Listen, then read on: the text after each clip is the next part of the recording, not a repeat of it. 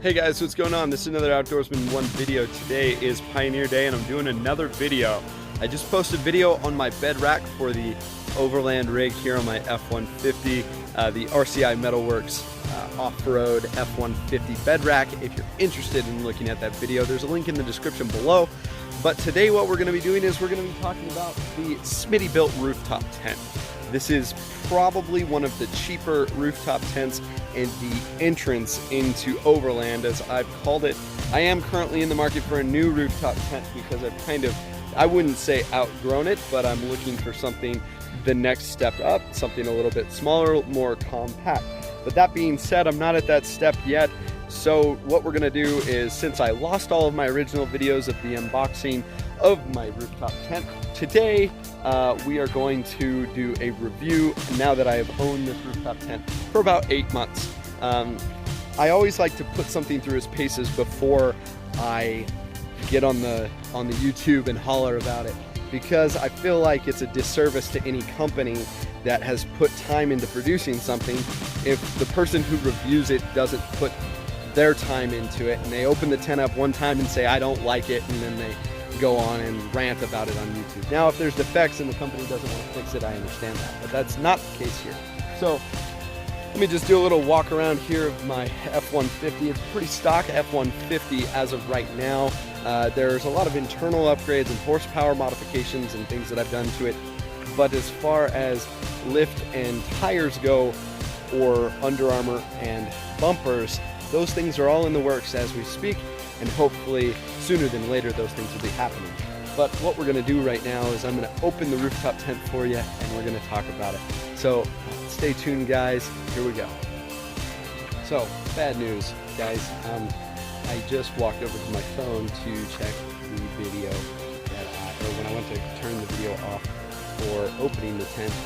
So this funny thing happened and my phone overheated and it shut down. So it did not save the video that I made. So you guys are gonna have to watch this one that I made the other day of me putting the tent away. Okay.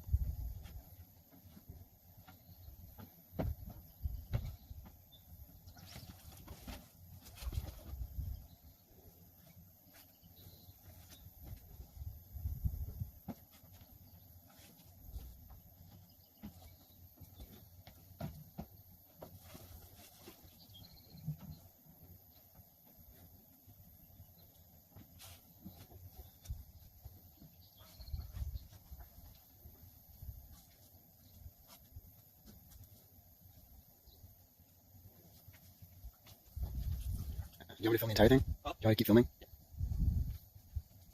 Almost there.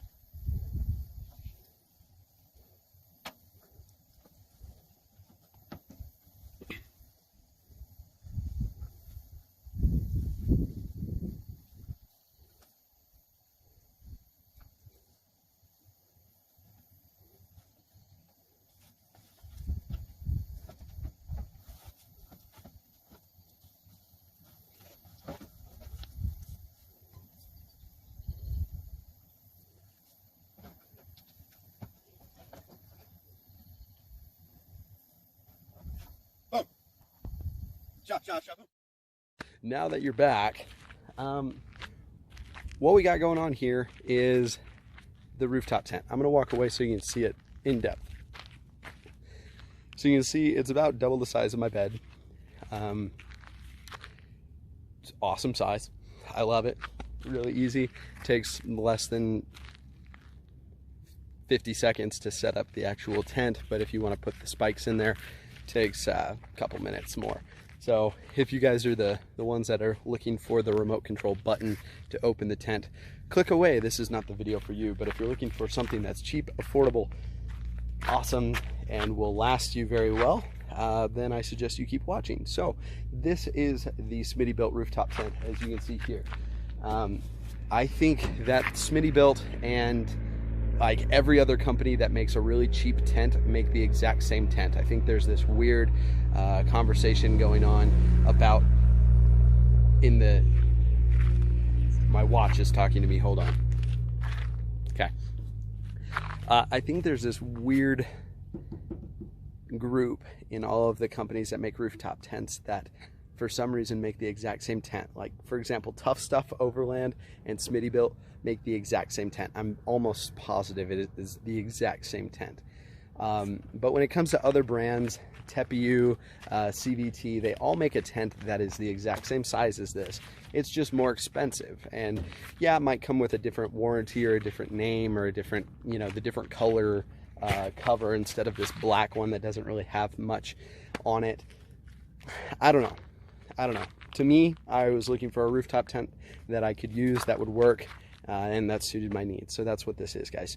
So what we're going to do is we're going to talk about the tent part of it first, then we're going to move to more of the mechanics part of it, and then we're going to move to the things that I like and then the things that I don't like. So the tent itself is what we're going to talk about right now. So you can see we got this awesome view here, but the tent comes in a couple different parts. You've got the green part on the top, you've got the tan part, and then you've got the mesh. And we're going to talk about all of them. You've got a small little Smittybilt logo here, and then one adjacent to it on the other side. But what we got going on here is I usually leave this door open, and then I usually leave my tent poles inside. Let me show you guys what I leave inside all the time. I've got about 4 pillows in there. They're really compacted down because they kind of just stay in here squished. Then I leave 1 sleeping bag. I also keep a sleeping bag in those green bins there in my truck, so if I'm gonna go with a buddy of mine or something, I've always got 2 and I don't have to worry about that. I've got 2 extra of these poles. FYI, these little poles double as marshmallow skewers really well. They don't really get hot down towards the end. They're awesome. I've definitely used that before to fry marshmallows and hot dogs. So just a smart little idea there, and they wipe off really easily if you char them. Moving on, there's the other little Smittybilt marker. I don't usually open this side just because of the close proximity to my cab. Jabbing it in there is pretty annoying. I'll usually only open this tent if I'm going to stay in one place in a solitary campsite for more than a day, or if it's going to be a full day and night kind of camping trip.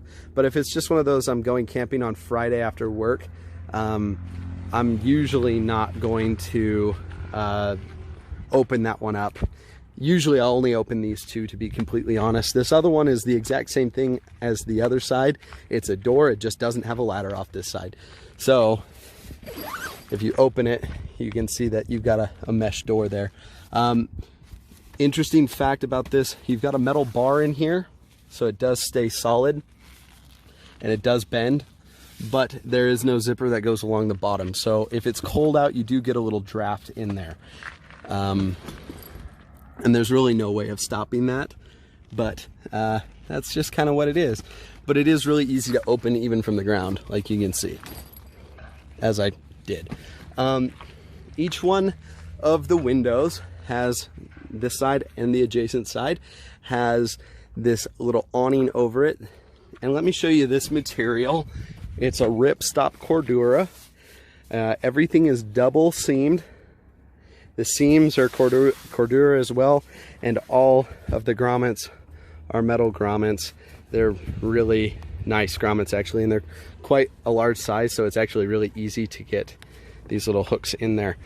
These hooks are so big, I've been in 25, 30 mile an hour plus winds, and this thing does rattle a lot, but these guys do not come out. If you're interested to see how you mount these, there's these holes with these already pre-cut out holes in the fabric, you jab it in there and then you bend it up. So while I'm on the ground here walking around the tent, I'll show you something. If you're not familiar with an annex is a room that comes off the bottom of the tent. It will go around here. If you're looking for a tent that's capable of an annex, I'm pretty sure every rooftop tent currently in production is, but you've just got this zipper that goes around there. The only annoying thing is if you're using this, I don't own an annex, but I do not believe that you can use this if you have an annex going around it. I'm not sure if there's a little slot on the annex. I think it depends on the brand that you buy. And that pretty much gives you a little room under. Twist them and then the spring will engage. And then you just slide it to the hole that you need it and then they'll drop in. You don't have to try and find the holes. So you can see the little scratch marks in there. Okay, so that's pretty much everything on the outside of the tent. As far as it comes to logistics on the tent, a couple things that I would suggest you buy are the following. These guys, these are my saving grace. They're not the highest quality things in the world, but they are my saving grace when it comes to vehicle tent camping. These are called leveling blocks. Commonly you will hear them referred to as giant Legos because that's what they are. They're just little honeycomb looking deals, and what you do is you get them and you do something a little bit like this. This is my bad one, so I'll put that one on top. You line them up and you snap them together like that, and then you put that underneath your tire and then you back up on top of it, and then that will lift one side of your vehicle accordingly. Something I had right here in one of my previous videos, you'll see it, but it actually came off when I detailed my truck the other day. I had levels right here. I had one here and then I had one adjacent to it right here. And that way I could see which way I needed to level my truck. These things are incredibly comfortable, but they're incredibly not comfortable if they're not level. So go to Walmart, do yourself a favor, before you even open this thing the first time, put this in your budget of what you're going to buy with the rooftop tent and buy these. They're in the RV section. They're $19. I'm sure you could find them cheaper on Amazon. Get these guys, get them. They'll definitely save your butt, because I see a lot of overlanders that'll just put their truck or their rig or their Jeep or whatever it be up on rocks, and I just like minimizing the risk of popping my tire. And so you can make this thing as big as you want. So usually that's about as high as I'll go with a ramp. And then if I need it to be bigger, I'll stack it like this.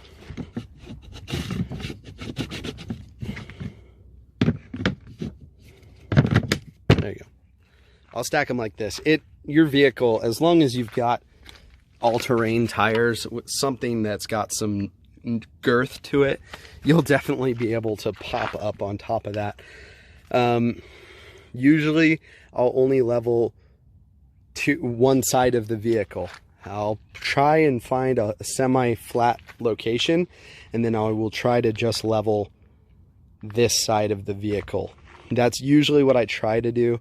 Sometimes it doesn't end up working. Sometimes I've got to put one block under one side, sometimes not. Another thing that you can use, another trick, is if you've got max tracks, you can use these things very well as one of these. Another cool little hack to rooftop tents is you can easily set this on top and those little knobs will. So now that we've talked about the footprint of the tent and the fact that it's a two-person tent and it sticks out so much from your vehicle, and we've talked about little hacks that'll save your butt when it comes to rooftop tents, let's talk about the inside of the tent finally. The ladder, the pegs are not solid 100%, but I don't really think they're meant to be. I think they're kind of designed to kind of contour to your foot, but it's very solid. Doesn't wobble, everything's riveted. You have to put this together, and if you want any instruction on that, let me know. But the video or the instructions that they give you are pretty self-explanatory. So this is your view when you get inside the tent. Like I said, got 4 pillows, and this this down sleeping bag that's pretty thick that doubles as a blanket if I want it to, that stays in here. So now we're going to talk about some of the features of the tent. The main reason why we're buying a giant, really expensive tent to put on top of our vehicle is because it's got this. This guy is a little 3-inch memory foam mattress. Not really sure if it's actually 3 inches. That's what they say. You can buy thicker mattresses. I've actually contemplated it and am adding it into my budget. You've got a zipper so you can wash the cover on it. Also, there are pieces of Velcro in the corner so that the tent doesn't leave where it's supposed to be and doesn't move around. It's a queen size deal here, so if you're looking for sheets and whatnot, mine are actually in the wash right now because I went camping over the weekend and I'm just using this as an excuse to air out my tent. As you can see from the door, I've got my main canvas door rolled up, then I've also got my little bug net rolled up. The bug net is amazingly good quality. Another thing you've got on both sides, I don't use them because I don't really need to, but if you're older or less capable or need help, there are these straps. There's one on each side. They're on the center spoke, which is very sturdy.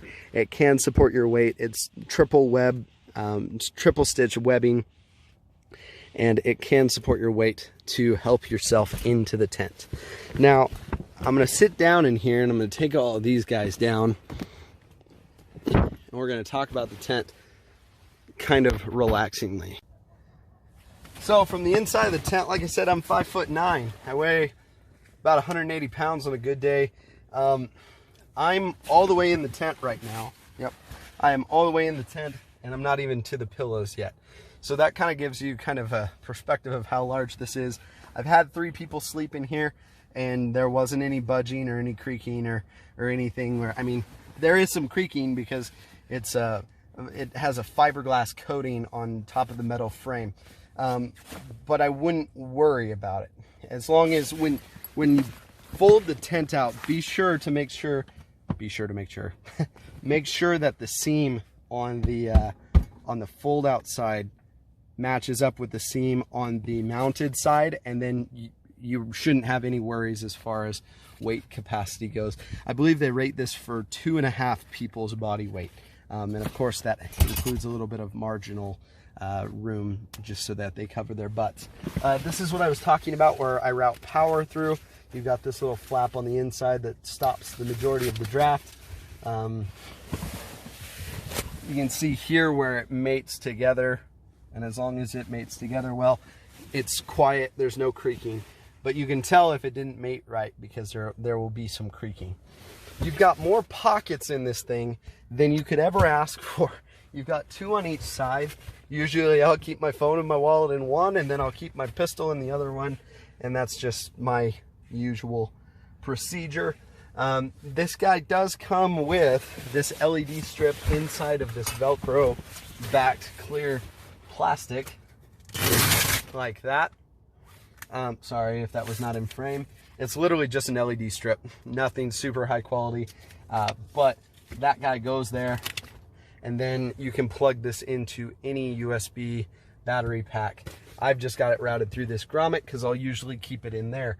But if you're staying for a long time, another thing that you can do, it does include a 20-foot USB male to female thing, so you can run it all the way to the USB port in your car, and you can there's a little, well, you can just connect it and disconnect it, and then you have all the power that your vehicle has.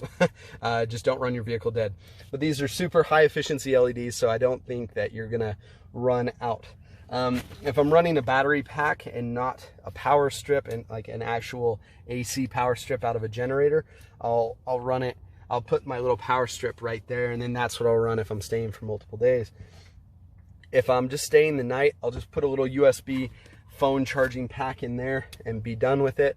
Awesome, you've got that pocket there. You've only got that pocket, and then this Velcro is only on this side, and it is on a little flap, so you can fold it up out of the way. There you go, you can see the sunroof. Like I said, you've got this mesh. The mesh is amazing I mean, it's very high quality, very surprisingly good high quality. Again, everything is double seamed. And then here you've got the original waterproof layer, and then on the outside, oh, a couple bugs just fell in. You've got the rain fly. So you've got triple layers on the roof, and then you do have a little overhang layer on the zipper. So you shouldn't have any runoff coming through the zippers on your tent. Again, you've got your grommets and everything. Now, I've had a couple questions about what these straps are. So the way that this tent distributes weight is very awesome. The tent only weighs 115 pounds. And you can see here that it works on a 3-spoke aluminum rod configuration, but these aren't holding the weight. Your ladder holds most of the weight when your vehicle, or when it's deployed, but your vehicle supports all the weight. So a lot of people will put a 2-inch lift on the back if they plan on using vehicle-borne kind of camping long term. My truck has a 3-inch lift on the back compared to the front, so it doesn't really matter to me. And then you've got this webbing, and this webbing holds the weight. It goes from each spoke all the way down to the door side, and then it holds each corner as well as the ladder. So this thing distributes weight amazingly. That's pretty much all I've got. I really don't have any complaints when it comes to the Smittybilt rooftop tent. I mean, like I said, I'm 5'9". Most of my torso is the majority. I have really short legs, and I've got about 1.5 feet between the top of the tent and maybe 1.5 feet, maybe more. You can see my awesome IV marks there from my last surgery on Friday. But you've got quite a bit of space, guys. This tent, I think now they're a lot cheaper than they were when I bought this. I think that these things are going for around $600, and the XLs are going for $800. I would suggest go with the XL. You'll thank me later. I've been inside of them. They're really nice. So the last thing I said I was going to talk about is the cons, my pros and my cons on the vehicle, or on the vehicle tent, on the rooftop tent, the RTT, the whatever you want to call it. Smittybilt makes a good product. They've been around for quite a while. They're one of the original brands in overlanding. The majority of their stuff is really cheap. It's kind of like rough country when it comes to lift kits and stuff like that. They make really cheap stuff that a lot of people have that are really good quality, especially for what you're paying for it. I would recommend this tent to anybody that's looking into getting into overlanding and has a small budget like myself.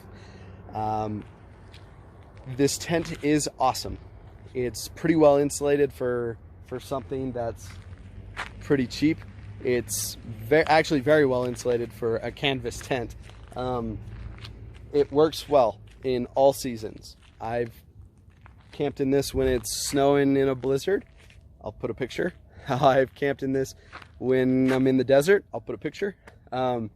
This thing is awesome. I don't really have many complaints for it.